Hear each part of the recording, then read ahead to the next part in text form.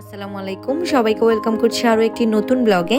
আজকের ব্লগে আমরা দেখাবো কিভাবে মেজবানির মাংস আপনারা রান্না করতে পারবেন এবং এই রেসিপিটা ট্রাই করবে মন তাহমিনা। আর যেহেতু এখন কোরবানির সময় কম বেশি সবার বাসায় মাংস থাকবে, সো আমরা কিন্তু খুব সহজে এই রেসিপিটা ট্রাই করতে পারি। প্রথমেই আমরা তৈরি করে নিব মেজবানি মাংসের মশলাটা। আর এই মশলাটা খুব সহজেই কিন্তু আপনারা বাসায় তৈরি করে নিতে পারেন।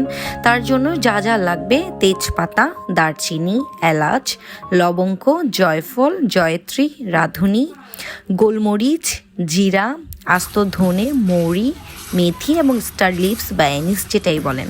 তো এই সব কিছুকে প্রথমেই ও যা করেছে মিক্সড করে একসাথে একটু ভেজে নিচ্ছে, যাতে খুব সহজে এগুলি ইজিলি ব্লেন্ড করতে পারে।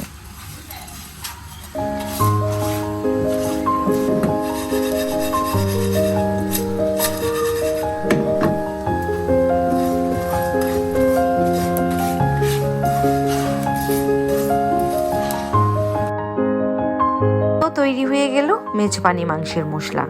খুব সহজেই কিন্তু আপনারা বাসায় এভাবে মেজবানি মাংসের মশলাটা তৈরি করতে পারেন। এখন সব উপকরণ দিয়ে মাংসটাকে আমরা খুব ভালোভাবে মাখিয়ে নিব। সেই জন্য এখানে দিয়ে দিচ্ছি আমরা কুচি কুচি করে কাটা টমেটো, তারপর দিয়ে দিচ্ছি মরিচ গুঁড়ো,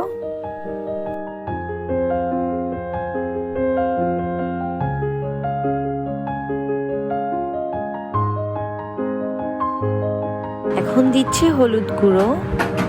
আর বাকি উপকরণের কথা আপনারা শেফের মুখ থেকেই শুনেন।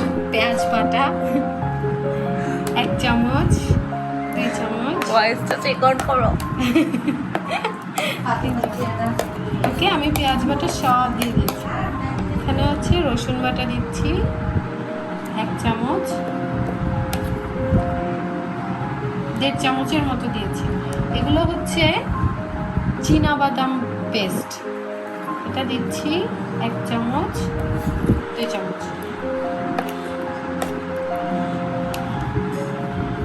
এদিকে দিচ্ছি আদা বাটা 1 হাফ।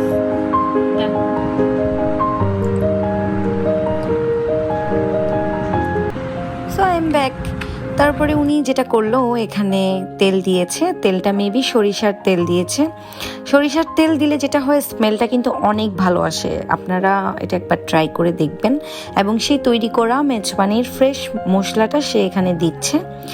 এখন ও যেটা করেছে, এখানে টক দই অ্যাড করছে আর ফ্রিজ থেকে বের করে রেখেছে, সেই জন্য বরফ হয়ে আছে।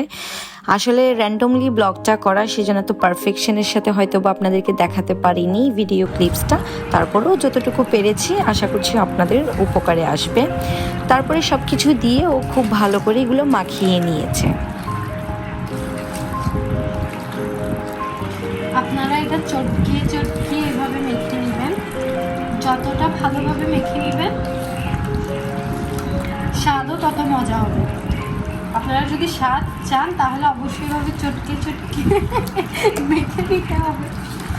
দেখেন, এটা অলরেডি মেজবানি মাংস হয়ে গিয়েছে। এইটুকুই খাওয়া যাবে। অলরেডি এটা এইটুকুতে কাঁচা খেয়ে ফেলবেন, কোনো চুলাতে বসানো দরকার নেই। এটা গলছে না, এটাকে বের করে গলে এটা গলে যাবে।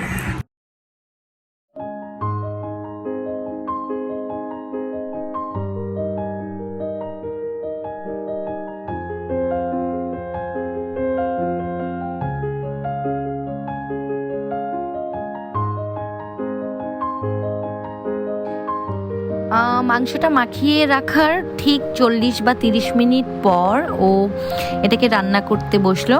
এবং সে রান্নার সময় তেল ইউজ করছে সয়াবিন তেল এবং সরিষার তেল। এতে করে মাংসটা কিন্তু অনেক বেশি মজা হবে। তো পেঁয়াজ কেটে রেখেছে, সে পেঁয়াজগুলো এখানে দিয়ে দিচ্ছে এবং এগুলোকে একটু ব্রাউন কালার করে নিবে।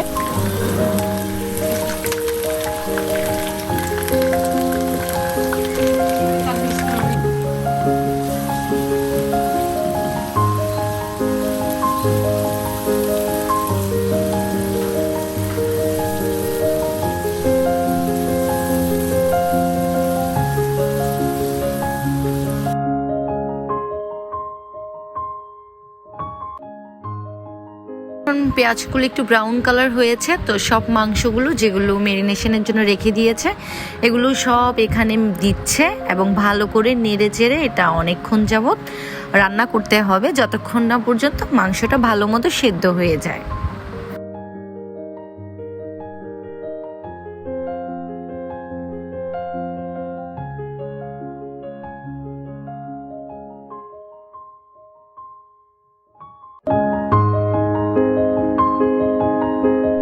আমাদের মাংস রান্না অলমোস্ট ডান, দেখতেই পাচ্ছেন কালারটা বেশ সুন্দর হয়েছে মাশাল্লাহ, এবং খেতেও এটা অসাধারণ এবং খুব সুন্দর একটা স্মেল এই মাংসটা এইভাবে রান্না করলে পাওয়া যায়। তো আপনারা বাসায় অবশ্যই ট্রাই করুন।